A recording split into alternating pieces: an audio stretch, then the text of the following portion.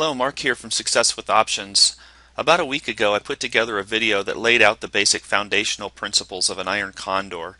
And what I wanted to do in this presentation was actually go through the trade setup on that. I actually put this trade on back on Monday, which was March 9th. We're now about a week later from the date that I put that trade on, but I wanted to go through the process anyway because I believe that the principles still apply. Now as we look at this chart, this is the chart that I was looking at the day that I put the trade on, and my analysis was telling me that there was a good chance that as we reached the $115 level on the SPY that we were probably going to see some kind of a flattening or a neutral market to even a little bit of a sell-off and maybe some range-bound movement. So it seemed to me like a good opportunity to go ahead and put on an iron condor. Now, a couple of things could happen from here on this particular trade. We could actually see the $115 level violated, in which case my initial analysis about a neutral market would be wrong, or we could see the SPY begin to sell off a little bit and fall back down, maybe down to the 110 level, somewhere around the 30-day moving average, maybe the 50-day moving average, which is the purple line there. So I think it's still a good environment to consider putting an iron condor on, and the only thing that would change that outlook would be if we see a violation, a pretty strong violation of the $115 level. We'll switch over to the trade tab and we type in the SPY and look at the option chain. Now in terms of strike selection, we certainly don't have enough time left in March, and even a week ago when I was looking at putting this trade on, I might have been able to put a trade on for the March quarterly since there would have been about 23 days left. But there's just getting to be the point where there's not enough time premium left in those options, so I started looking at the April option chain to be able to trade. So we're going to expand that. One of the things we'll want to do is make sure that we have the probability of expiring column enabled. We'll go to the option, theoretical, probability of expiring, and that ensures that we have that column enabled. What I like to do is try and find a strike that's about a 30 to 40% probability. Usually in the mid 30s is an ideal area for me. In this particular case, we've seen a little bit of movement, so the numbers that I went with initially, the 110 short put and the 116 short call, are going to be a little bit skewed, and we're going to find that we've seen a little bit of pressure to the upside, so these aren't going to be exactly right. But essentially, if I was going to set another trade up like this, I would set it up by looking at the 112 now, which has 33% probability of expiring. I do a right mouse click, sell iron condor, and then once we get the trade set up, we can begin to manipulate the various strike prices to get the entry point that we're looking for. So on the put side, we have the short 112. We could make that a $2 wide strike by going to the short 110. And then if we look at the call side, and we're looking at about a 33% probability on the upper side, so we want to make our short strike be about 117.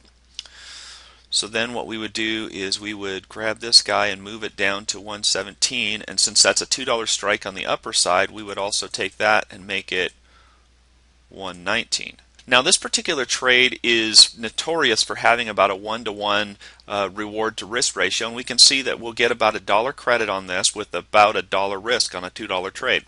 Now in terms of position sizing, what we want to do is use this as the basis for our maximum loss. Typically on an iron condor trade of this type, I'll put the trade on knowing that I could lose the entire trade if things go completely wrong.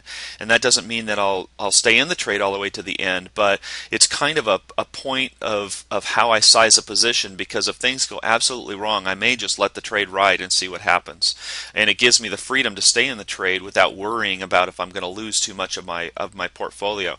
So in this particular case, we have a portfolio of about 18,500 or so, which gives us a 2% trade risk of about $370. So that means that if I was to sell 3 of these contracts, I'd stay within that limit, and that's about all I could sell in this particular position. Before we go ahead and put the trade on, I'm going to go ahead and switch over to the Analyze tab. I actually have this trade on already, so we'll just switch over and do the analysis right in the Analyze tab. And to do that, all I've done is type in the SPY, and it will show me all of my SPY positions, which I only have the Iron Condor on, we see that we have about a $300 risk on the bottom side and about a $300 reward on the top side, about our 1-to-1 reward risk. The other thing that we can take a look at is we can set our slices to break even on expiration, and we can see that a range of movement is about 109 to about 117.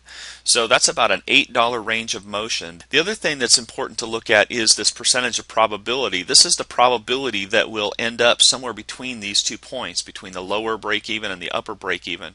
Now when I first put this trade on, I was looking at a probability that was a little bit higher. It was actually just over 50, and that's what you would expect, that the pricing of the option actually reflects the probabilities that go with it. Now, next thing I want to talk about is some of the exits on the trade. Let's go back over to our monitor tab, and we currently have this position on, and we can see that we have, to close this trade right now, we're right about a few pennies higher than when I first put the trade on. I put the trade on for 97 cents actually, and we're about 9 cents higher than we were before. What we want to do is begin to think about what are the ways that we would exit. In this particular case, what I'm going to do is I'm simply going to ride the trade out for the most part, but I do want to have a couple of exits. One of the exits that I have on an Iron Condor of this type, the 60% Iron Condor, is I'll typically try and close the trade early if I can lock in 60% of the premium that I initially received. Now, if you remember right, on the Analyze tab, our probability was around 50% probability of success. By closing the trade early, I actually improved my probabilities, because this is the probability of this trade landing in between those 2 points on expiration day, and I never take my trades to expiration for a couple of different reasons that I've talked about in the past. So in this particular case, we're going to improve our odds simply by choosing to take our profit early. And like I said, one of the ways that I would do that is that I would close the trade early when I could lock in 60% of my profit. Let's take a look at this really quick. I put a trade on for 97 cents, and if we're going to lock in 60% of that, that will be about 58 cents that we're going to keep. But it also means that we'll pay about 38 cents or 39 cents to close the trade. That's going to be our target price to close the position. So I'm not going to allow this position to go all the way to expiration, but I'm going to close it early if I can do so, for closing it at 39 cents or so. Now, typically how I do that is on my positions, I'll target to close each side for half of that amount. So what I've done on my trade is I've got 2 working orders where I'm going to close the call spread and I'm going to close the put spread for about 19 cents. The way that I enter that position is I can simply go in and target half my position, right mouse click, create closing order, and then I can change that amount to the amount that I'm targeting, 19 cents, and set that to a limit order, and make sure that I change that to a good till cancel so that it doesn't cancel out at the end of the day. So that's basically how I'd set that trade up, is I just create 2 good till cancel orders that will close each side of that trade out at about 19 cents, and the total is about 38 cents is what I'm going to end up paying to close the trade out, which means I'll get to keep about the 57 cents that I initially targeted. Okay, so that's been an overall trade setup of the SPY Iron Condor. This is a representation of the trade that I actually put on earlier last week. We'll continue to monitor this position, and if there's an opportunity to show some trading techniques that I can put a video together for in terms of closing or managing this trade, I'll go ahead and put those together. But for now, I'll just go ahead and close this video and wish you happy trading.